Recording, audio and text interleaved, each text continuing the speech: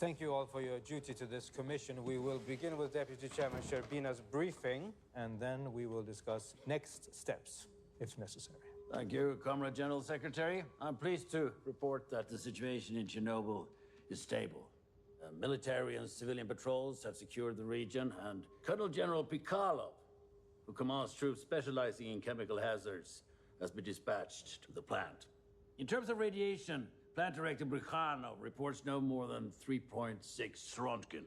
I'm told it's the equivalent of a chest X-ray, so if you're overdue for a checkup... And foreign press? Totally unaware. KGB First Deputy Chairman Sharkov assures me that we have successfully protected our security interests. Good. Very good. Well, it seems like it's well in hand, so... If there is nothing else, meeting adjourned. No. Pardon me? We can't adjourn. This is Professor Legasov of the Kurchatov Institute. Professor, if you have any concerns, feel free to address them with me later. I can't. I'm sorry. I'm so sorry. Page 3, the section on casualties.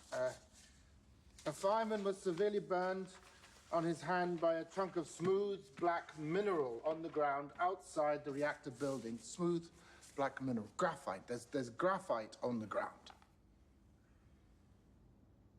Well, there was a tank explosion. There's debris. Of what importance that could be... There's only one place in the entire facility where you will find graphite. Inside the core. If there's graphite on the ground outside, it means it wasn't a control system tank that exploded. It was the reactor core. It's open.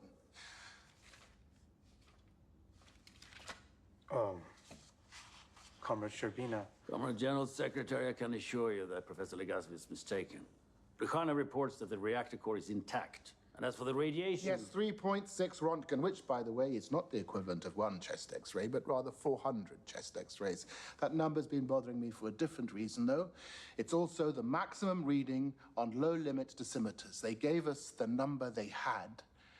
I think the true number is much, much higher. If I'm right, this fireman was holding the equivalent of 4 million chest X-rays in his hand. Professor Legasov, there's no place for alarmist hysteria. It's not alarmist if it's a fact. Well, I don't hear any facts at all. All I hear is a man I don't know, engaging in conjecture, in direct contradiction to what has been reported by party officials. I apologize. I didn't mean,